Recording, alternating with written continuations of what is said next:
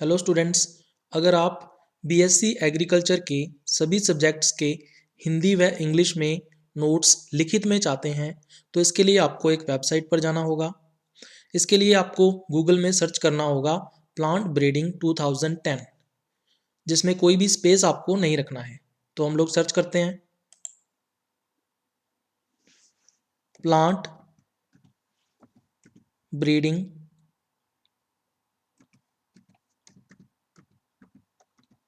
2010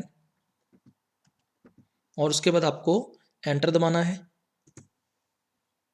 जैसे ही आप एंटर पर क्लिक करते हो तो आपको सबसे ऊपर की तरफ एक लिंक दिखाई देगा साइंस एंड एग्रीकल्चर बॉटनी के नाम से। ठीक है, ये वेबसाइट कौन सी है?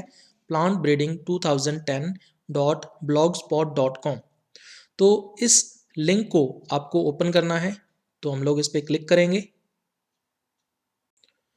जैसे ही आप लिंक के ऊपर क्लिक करोगे तो आपको एक साइंस एंड एग्रीकल्चर बॉटनी के नाम से वेबसाइट ओपन हुई दिखाई देगी। इसमें आपको लेफ्ट कॉर्नर पर साइड बार पर क्लिक करना है और जैसे ही साइड बार पर क्लिक करोगे तो आपको यहाँ पर अलग अलग सब्जेक्ट्स के जो लिंक्स हैं वो मिल जाएंगे और इसके साथ साथ जो ओल्ड पेपर्स के लिंक्स हैं वो भी आपको यहाँ पर आसानी से मिल जाएंगे, जिनके ऊपर क्लिक करके आप नोट्स तक पहुँच सकते हो। जो सब्जेक्ट्स यहाँ पर मेंशन नहीं हैं वो आने वाले टाइम में यहाँ पर ऐड कर दिए जाएंगे। माइक्रो प्रोपेगेशन टेक्नोलॉजीज का नेक्स्ट लेक्चर है synthetic and natural media components, संश्लिष्ट व प्राकृतिक माध्यम घटक। तो संवर्धन माध्यम या कल्चर मीडियम जो है वो कितने प्रकार के होते हैं वो हम लोग देखेंगे। तो पादप उत्तक संवर्धन यानी प्लांट टिश्यू कल्चर के अंदर हम लोग मुख्य रूप से या मेनली 6 संवर्धन माध्यमों का उपयोग करते हैं। ठीक है, तो 6 कल्चर मीडिया हैं। कौन कौन से हैं इनके नाम आपको ध्यान में रखने हैं। सबसे पहला आता है गाउथर्ड्स मीडियम, 1942 में इसको डिस्कवर किया गया था। निश्च एंड निश्च मीडियम, इसको 1956 में डिस्कवर किया गया था। मुराशिग एंड स्कूग मीडियम, जिसको हम लोग पॉपुलरली एमएस मीडियम के नाम से भी जानते हैं, 1962 में इसको डिस्कवर किया गया था। इसके अलावा वाइट मीडियम आता है 1963 में, 1963 में इसको डिस्कवर किया गया था। उसके बाद आता है गैम्बर्ग्स मीडियम, जिसको B5 मीडियम के नाम से भी जाना जाता है, 1968 में इसको डिस्कवर किया गया था। और चू मीडियम, जिसको N6 मीडियम के नाम से भी जाना जाता है, इसको 1978 में डिस्कवर किया गया था। वर्तमान में अगर अपने बात करें एट प्रेजेंट, तो ज़्यादातर जो प्लांट टिश्यू कल्चर है या पादप उत्तक संवर्धन किया जाता है उसमें एमएस मीडियम यानी मुराशिग एंड स्कूग मीडियम का ही उपयोग जो है वो पादप उत्तक संवर्धन में सबसे ज़्यादा किया जाता है। अब अपने बात करेंगे केमिकल कंपोजिशन की या रासायनिक संगठन की। तो एक जो आदर्श संवर्धन माध्यम होता है या कल्चर मीडियम होता है टिपिकल, उसके अंदर कौन कौन से घटक या कंपोनेंट्स होते हैं।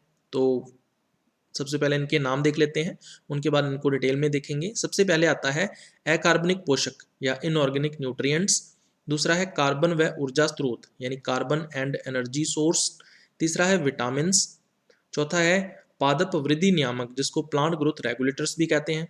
उसके बाद है जटिल कार्बनिक पदार्थ या कॉम्प्लेक्स ऑर्गेनिक मटेरियल।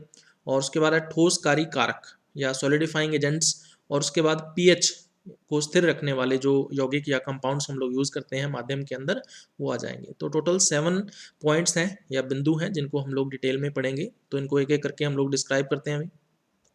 सबसे पहले अकार्बनिक पोषक या इनऑर्गेनिक न्यूट्रिएंट्स। तो जो भी प्लांट पार्ट या पादप का जो भाग है हम लोग ग्रो करवाएंगे या उगाएंगे किसके ऊपर? संवर्धन माध्यम के ऊपर। उसको वृद्धि करने के लिए, ग्रोथ करने के लिए पोषक तत्वों की आवश्यकता होती है या न्यूट्रिएंट्स की रिक्वायरमेंट होती है। आपको पता होगा जो पौधे हैं वो मृदा से या सॉइल से अकार्बनिक पोषक या इनऑर्गेनिक न्यूट्रिएंट्स को एब्जॉर्ब करते हैं। ठीक है, आयनों के रूप में, जिनको मिनरल आयंस या खनिज आयन भी कहा जाता है। ठीक है, तो उसी प्रकार से जब हम कृत्रिम रूप से संवर्धन करेंगे या कल्चर करेंगे तो हमें पौधे को ये सभी के सभी इनऑर्गेनिक न्यूट्रिएंट्स उपलब्ध करवाने होंगे। ठीक है, तो अब इनको 2 कैटेगरीज में डिवाइड किया जाता है। एक तो है मैक्रो न्यूट्रिएंट्स यानी वृहद पोषक तत्व, और दूसरे होते हैं माइक्रो न्यूट्रिएंट्स यानी कि सूक्ष्म पोषक तत्व। तो सबसे पहले मैक्रो न्यूट्रिएंट्स की बात कर लेते हैं। तो कार्बन, हाइड्रोजन और ऑक्सीजन की बात करें सबसे पहले, तो इसकी सप्लाई के लिए हम लोग माध्यम में सुक्रोज को मिलाते हैं, और सुक्रोज की कितनी मात्रा हमें रखनी पड़ती है? अगर हम 1 लीटर माध्यम बना रहे हैं तो उसके अंदर हमें 30,000 मिलीग्राम सुक्रोज जो है वो डालनी पड़ेगी। ठीक है। इसके अलावा पोटेशियम और नाइट्रोजन, इसके लिए हम लोग 2 यौगिक यूज करते हैं, KNO3 और दूसरा है NH4NO3। KNO3 की बात करें तो ये 19,000 मिलीग्राम प्रति लीटर हमें यूज करना होगा, और NH4NO3 जो है ये हमें 1650 मिलीग्राम प्रति लीटर डालना पड़ता है माध्यम में। फॉस्फोरस की सप्लाई के लिए हम लोग KH2PO4 का यूज करते हैं, 170 मिलीग्राम पर लीटर इसकी सांद्रता रखी जाती है। सल्फर और मैग्नीशियम की सप्लाई के लिए मैग्नीशियम सल्फेट यूज किया जाता है, MgSO4.7H2O, और 370 मिलीग्राम पर लीटर इसकी सांद्रता रखी जाती है। कैल्शियम की सप्लाई के लिए हम लोग कैल्शियम क्लोराइड यूज करते हैं, CaCl2.2H2O, तो इसकी जो सांद्रता है वो 440 मिलीग्राम प्रति लीटर रखी जाती है। उसके बाद माइक्रो न्यूट्रिएंट्स या सूक्ष्म पोषक तत्वों की बात कर लेते हैं। तो आयरन की सप्लाई के लिए फेरस सल्फेट यूज किया जाता है, FeSO4.7H2O, और इसकी 27.8 मिलीग्राम प्रति लीटर सांद्रता रखी जाती है। मैग्नीज Mn की सप्लाई के लिए मैग्नस सल्फेट MnSO4.4H2O का यूज किया जाता है, और इसकी सांद्रता 22.3 मिलीग्राम प्रति लीटर रखी जाती है। जिंक की सप्लाई के लिए जिंक सल्फेट यूज किया जाता है, ZnSO4.7H2O, और इसकी सांद्रता रखी जाती है 8.6 मिलीग्राम पर लीटर। कॉपर की सप्लाई के लिए कॉपर सल्फेट हम लोग ऐड करते हैं, तो CuSO4.5H2O, इसकी सांद्रता रखी जाती है 0.025 मिलीग्राम पर लीटर। कोबाल्ट की सप्लाई के लिए कोबाल्ट क्लोराइड यूज किया जाता है, COCl2.6H2O, और इसकी सांद्रता 0.025 मिलीग्राम पर लीटर रखी जाती है। बोरोन की सप्लाई के लिए बोरिक एसिड मिलाया जाता है, जिसको H3BO3 से लिखते हैं हम लोग, और इसकी सांद्रता 6.2 मिलीग्राम पर लीटर रखी जाती है। मॉलिब्डेनम की सप्लाई के लिए सोडियम मॉलिब्डेट यूज किया जाता है, Na2MoO4.2H2O, इसकी सांद्रता रखी जाती है 0.25 मिलीग्राम पर लीटर। और आयोडीन की सप्लाई के लिए हम लोग पोटेशियम आयोडाइड यूज करते हैं, Ki, और इसकी सांद्रता 0.83 मिलीग्राम पर लीटर रखी जाती है। उसके बाद दूसरा आता है कार्बन व ऊर्जा स्रोत, कार्बन एंड एनर्जी सोर्स। तो जितने भी संवर्धन माध्यम होते हैं या कल्चर मीडियम हम लोग यूज करते हैं, उन सभी में जो सुक्रोज है उसका उपयोग किया जाता है। तो सुक्रोज जो है ये मुख्य कार्बन व ऊर्जा स्रोत है।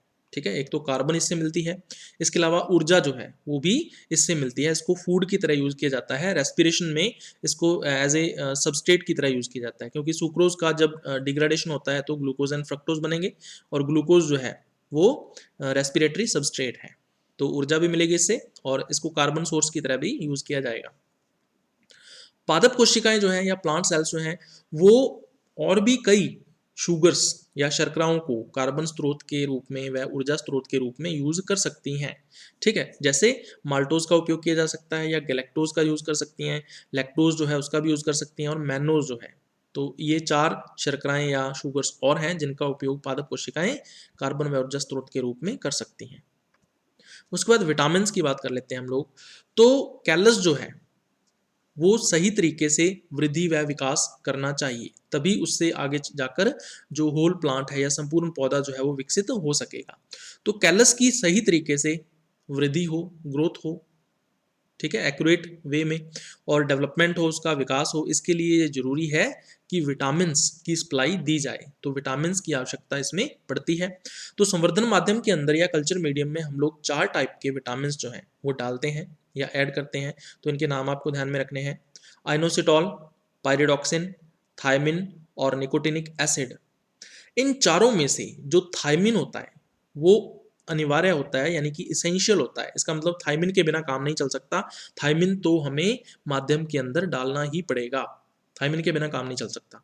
और बाकी जबकि शेष सहायक होते हैं, जबकि बाकी जो हैं जैसे आइनोसिटॉल है, पायरिडॉक्सिन है और निकोटिनिक एसिड है, इनको हम लोग हेल्पर बोल सकते हैं या एक्सेसरी बोल सकते हैं। तो ये सहायक होते हैं, ठीक है, इनको हम लोग नहीं भी डालेंगे तो भी हमारा काम चल जाएगा, लेकिन अगर डाल देते हैं तो और ज़्यादा सुइटेबिलिटी या हम कह सकते हैं कि ग्रोथ एंड डेवलपमेंट जो है वो सही तरीके से होता है। उसके बाद पादप वृद्धि नियामक या प्लांट ग्रोथ रेगुलेटर्स जो हैं, तो जो वृद्धि है या ग्रोथ है उसको प्रेरित करने के लिए हम लोग प्लांट ग्रोथ रेगुलेटर्स यूज करते हैं, माध्यम के अंदर डालते हैं। तो ज़्यादातर 2 ही ऐसे प्लांट ग्रोथ रेगुलेटर्स हैं या प्लांट हार्मोन्स हैं जिनका यूज किया जाता है, जिसमें से एक है ऑक्सिन और दूसरा है साइटोकाइनिन। तो सबसे पहले ऑक्सिन्स कौन कौन से यूज़ कर सकते हैं, तो ये 4 ऑक्सिन्स यहाँ पर दे रखे हैं, इनमें से हम लोग कोई भी एक जो है वो यूज़ कर सकते हैं माध्यम के अंदर। IAA यानी इंडोल एसिटिक एसिड।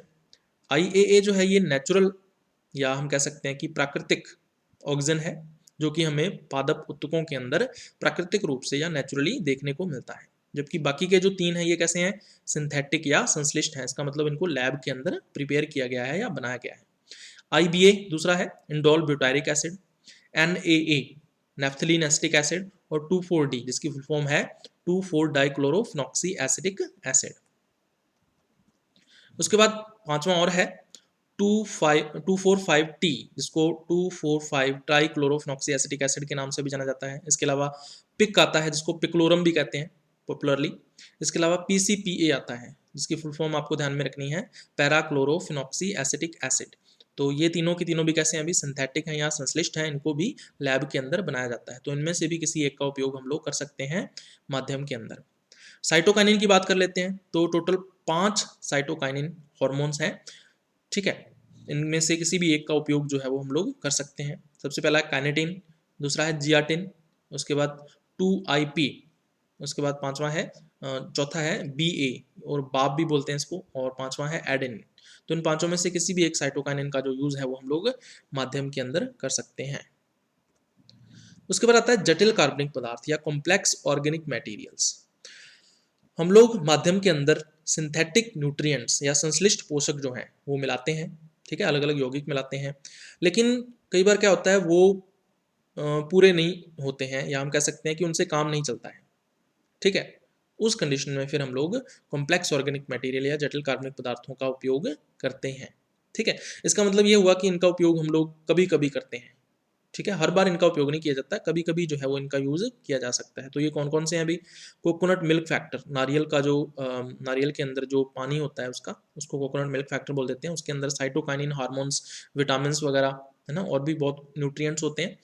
तो ये कॉम्प्लेक्स ऑर्गेनिक मटेरियल है। इसके अलावा यीस्ट एक्सट्रैक्ट का उपयोग हम लोग कर सकते हैं। कैसीन हाइड्रोलाइसेट है, उसका यूज़ किया जा सकता है। टोमेटो सैप है, टमाटर का जो रस है ना, उसके अंदर भी न्यूट्रिएंट्स होते हैं बहुत सारे, उसका भी यूज़ जो है वो किया जा सकता है। उसके बाद आता है ठोस कार्यकारक या सॉलिडिफाइंग एजेंट्स बोल देते हैं। तो माध्यम ठोस होना बहुत जरूरी है, तभी हम उसके ऊपर किसी पादप उत्तक को एस्टेब्लिश कर सकते हैं या स्थापित कर सकते हैं। अगर माध्यम द्रव अवस्था में है तो उत्तक जो है वो उसके अंदर डूब जाएगा, सबमर्ज हो जाएगा, जिससे उसकी ग्रोथ या वृद्धि जो है वो नहीं हो पाएगी। तो इसलिए जरूरी है कि माध्यम ठोस अवस्था में रहे। तो ठोस अवस्था में लाने के लिए हम लोग एक रसायन का उपयोग करते हैं जिसका नाम है अगार अगार। अगार अगार जो है ये हमें एक शैवाल से मिलता है, ठीक है। और वो शैवाल कैसी होती है, अभी समुद्री खरपतवार बोलते हैं उसको, या इसको मेराइन वीड बोल देते हैं, ठीक है। तो समुद्री खरपतवार से हमें अगार अगार जो है वो प्राप्त होता है, जो कि एक तरह का शैवाल या एल्गा होता है। अगार अगार की अगर अपने केमिकल कंपोजिशन देखें तो ये एक ठोस पदार्थ होता है, सॉलिड सब्सटेंस होता है, ठीक है। और इसका रासायनिक प्रकृति देखें तो ये उच्च अणुभार वाला पॉलीसेकेराइड, इसका मॉलिक्यूलर वेट हाई होता है और ये एक पॉलीसेकेराइड है, ठीक है। इसका मतलब कार्बोहाइड्रेट होता है ये। माध्यम को ठोस बनाने की क्षमता रखता है। जब हम माध्यम के अंदर इसको ऐड कर देते हैं, घोल देते हैं, ठीक है, तो जब तक माध्यम गर्म रहेगा तब तक माध्यम द्रव अवस्था में रहेगा, लेकिन जैसे ही माध्यम ठंडा होगा तो माध्यम जो है वो ठोस हो जाता है। किसकी वजह से, इस अगार अगार की वजह से।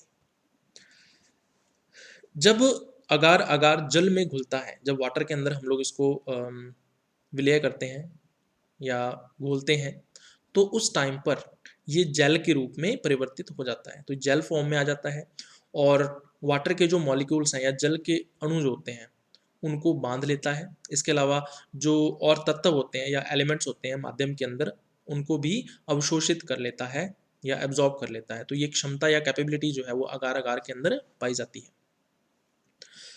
अगार की सांद्रता या कंसंट्रेशन जो है वो हम लोग माध्यम के अनुसार रखते हैं।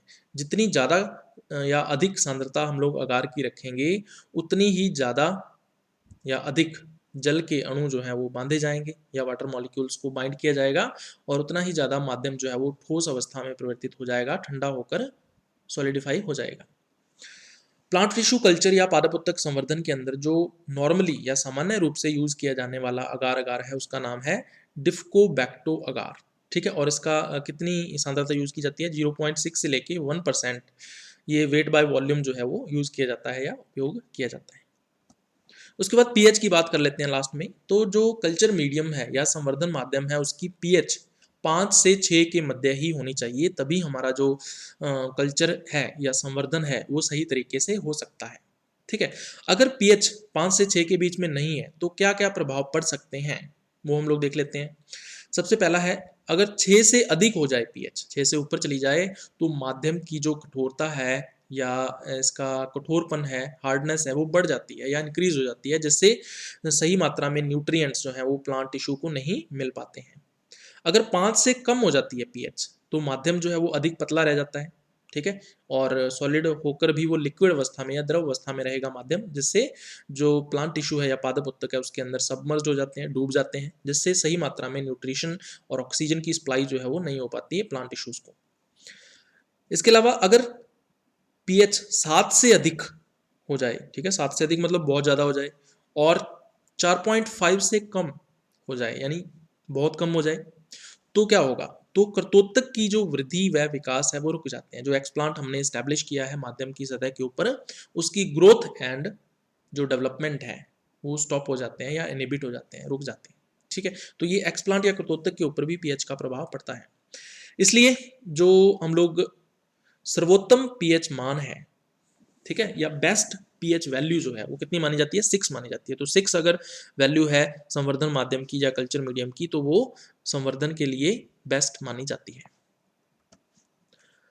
संवर्धन माध्यम की जो पीएच है, ठीक है, उसको स्थिर बनाए रखना बहुत जरूरी होता है ना। 6 जो है वैल्यू पीएच की बनाए रखना बहुत ही जरूरी होता है, और इसके लिए हम लोग एक बफर का यूज करते हैं जिसका नाम है EDTA buffer, ethylene diamine tetraacetic acid इसकी फुल फॉर्म होती है। इस केमिकल का यूज किया जाता है बफर बनाने के लिए, और उस बफर को फिर हम लोग माध्यम के अंदर डालते हैं।